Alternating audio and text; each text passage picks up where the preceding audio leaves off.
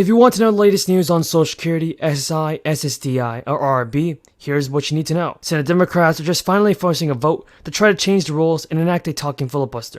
And I do know that many of you are wondering about when you can expect to receive the next month stimulus checks. Well, once the filibuster is moved from the Senate, another round of stimulus payments could be included into President Biden's Build Back Better bill. White House Press Secretary Jen Psaki, in fact, has said that the Biden administration is workshopping a bill that could send out another round of payments and even add an extra one.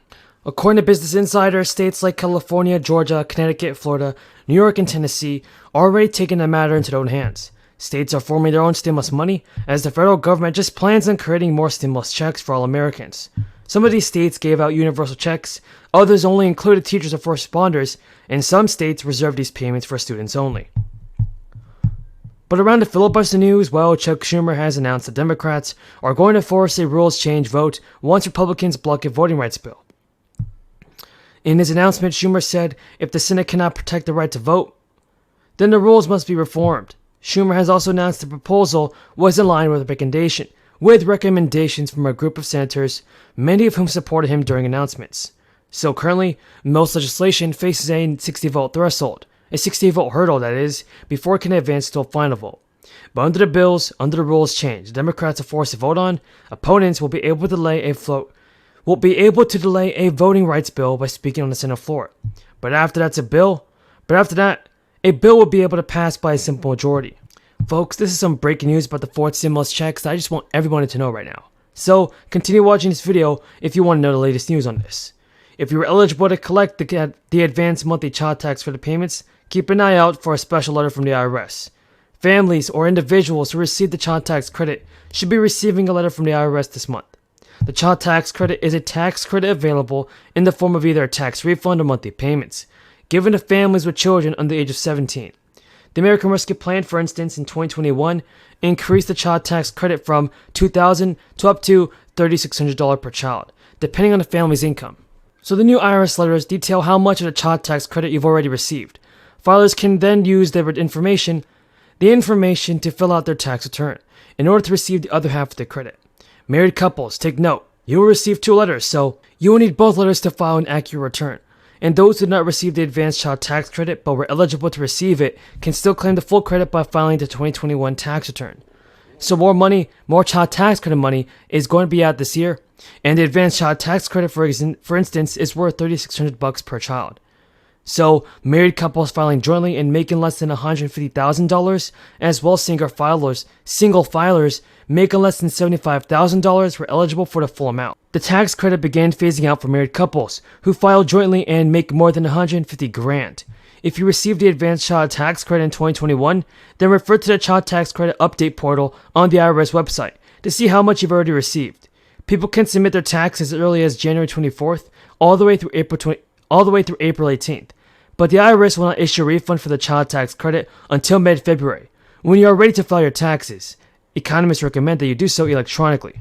But still, according to the Census Bureau, survey of the spending patterns of recipients, families use stimulus checks in multiple ways, like to pay for school expenses. About 40% of recipients said they did this to pay off debt as well. So it is clear that another round of stimulus checks would definitely help so many people across the country. It's definitely necessary, everybody.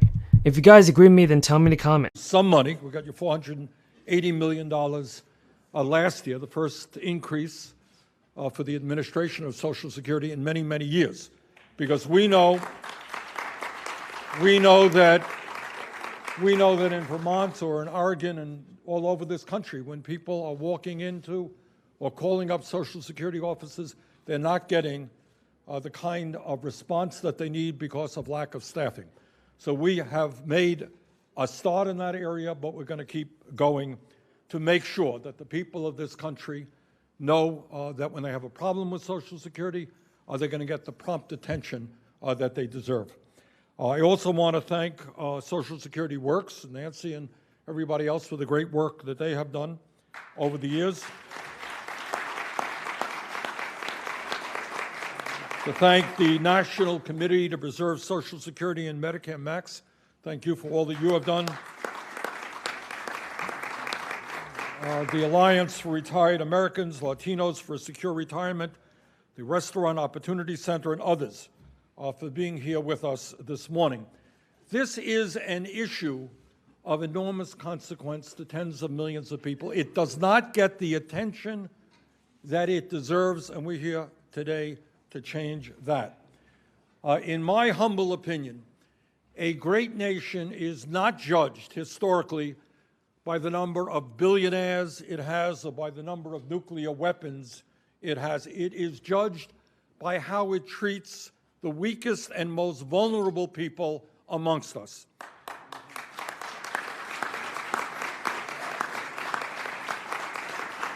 And when we talk about vulnerable people, it goes without saying. These are folks who are in their 80s and their 90s, people who have worked their entire lives, people who have raised us as children, people who have gone out into the economy and worked for 40 or 50 years to grow our economy, people who have put their lives on the line to defend us in war. And what we are saying today to those senior citizens who are struggling economically to live out their last years with dignity, we will no longer turn our backs on you.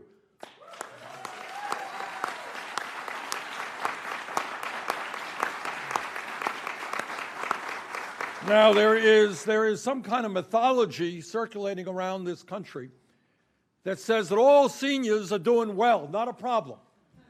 And what we are saying is that is absolutely untrue. In America today, 20% of senior citizens are trying to survive on an income of less than $13,500.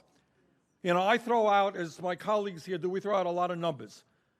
But this one has always startled me. I want you to think for a moment, being 85 years of age, having health care needs, having to keep your home warm in the winter. How in God's name do you do that on $13,500? You don't.